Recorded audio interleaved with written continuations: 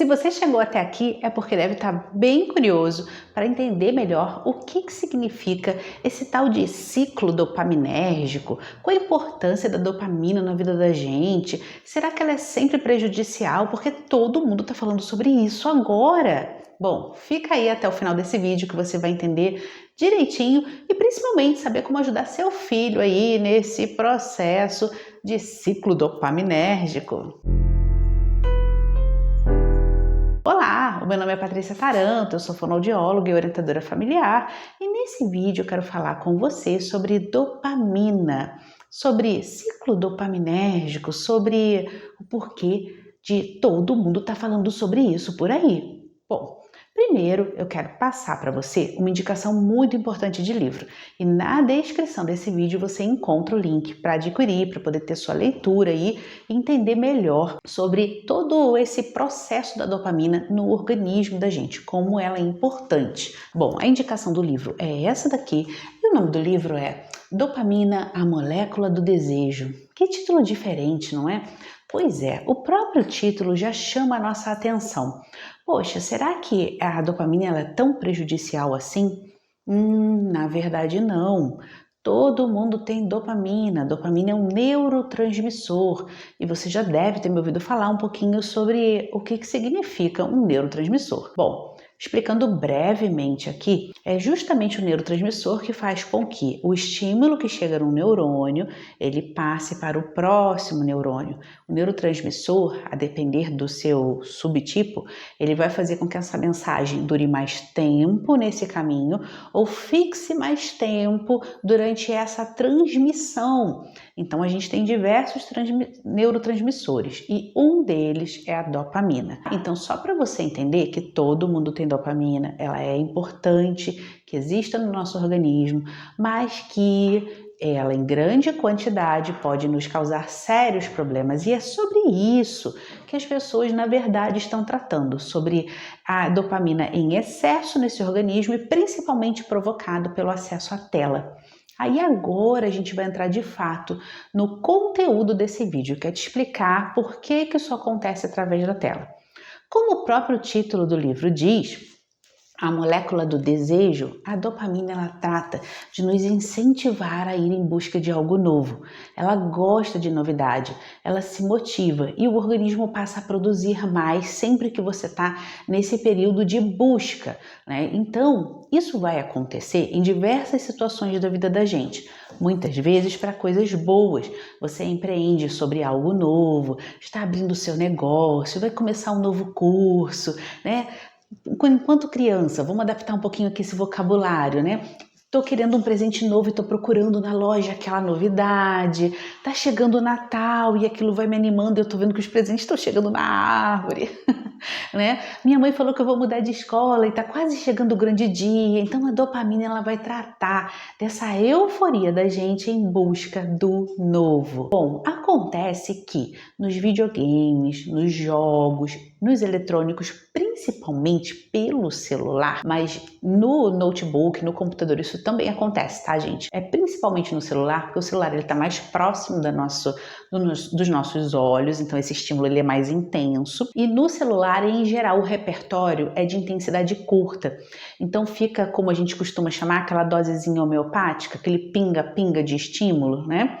E isso, além de excitar a produção de dopamina, também acaba modelando o nosso cérebro a trabalhar através de estímulos curtos e intensos. Por isso que o celular acaba sendo mais prejudicial. Mas essa dopamina em excesso e essa produção exagerada, ela vai acontecer em qualquer dispositivo. Só para que você entenda que deixar o filho jogar um pouco mais de tempo, assistir um pouco mais de YouTube, de desenho pelo computador, né, não vai fazer tanta diferença do que se ele estivesse num celular. Mas que existe um agravo sim no celular, tá? Fecha parênteses. O que acontece? Então, toda vez que você está nesse mecanismo de busca, de recompensa, de ganhar mais, você está colocando dopamina para ser produzida. O organismo ele começa a jogar uma enxurrada de dopamina para te manter ligadão, te manter querendo mais, tá? E aí chega um momento em que está tão encharcado que o receptor desse neurotransmissor ele fala assim, ó, para, bandeira vermelha, sinal vermelho, pé no freio, chega, não aguento mais. É um mecanismo de defesa nosso. Então ele para de absorver aquele estímulo. Quando que isso acontece, Patrícia? Então ele vai parar de se interessar pelo celular? Não. Esse que é o grande problema. Esses estímulos curtos e intensos, eles sempre vão conseguir reanimar esse furor por dopamina. Mas quando a gente desliga o celular, quando a gente deixa a criança sem a telinha, quando você desliga o desenho da TV, o que acontece? Você tem acesso a estímulos mais naturais, né? Estímulos da ordem do seu dia a dia, do seu ambiente. E esses estímulos, eles têm uma intensidade, uma luminosidade, um tempo de ação completamente diferente daquele que estava antes. Então, primeiro, toda vez você vai acabar precisando de mais estímulo, mais repetição para ter aquele mesmo prazer, aquela mesma sensação boa, gostosa, prazerosa, sabe? E é por isso que a criança fica ali, tan, tan, tan, tan, tan. E assim, como eu disse já, não se engane, nós também. É por isso que aplicativos de imagem, como por exemplo o Instagram, os próprios Shorts, né?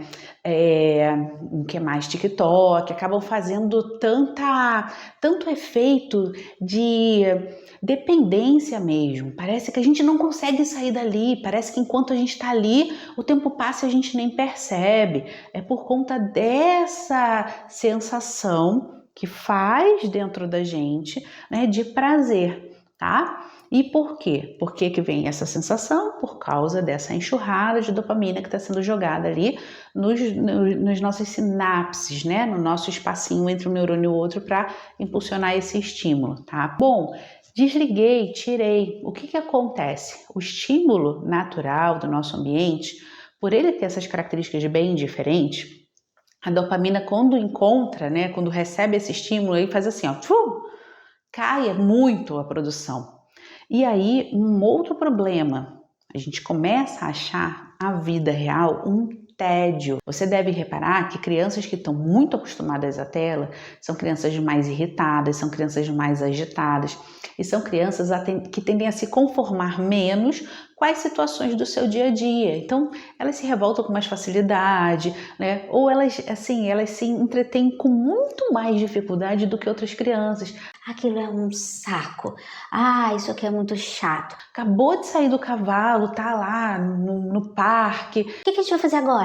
O que a gente vai fazer agora? E agora? E agora? Por quê? Você vê, é uma criança.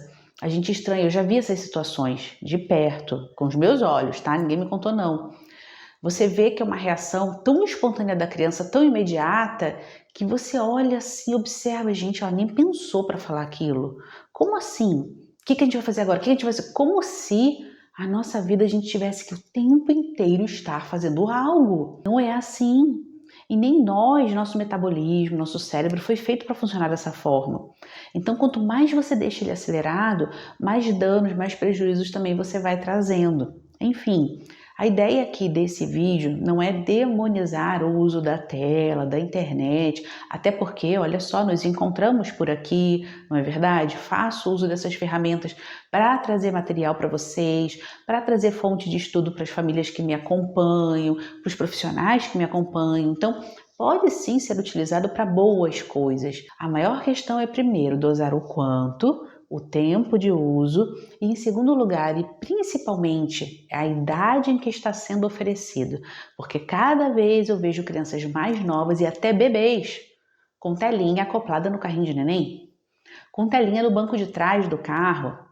Então, sem fazer aqui julgamentos, porque cada família sabe quais são as suas dificuldades, mas a gente tem que estar muito atento e pensar que a nossa geração, eu já passei dos 40 anos, então a minha infância não teve acesso à tela.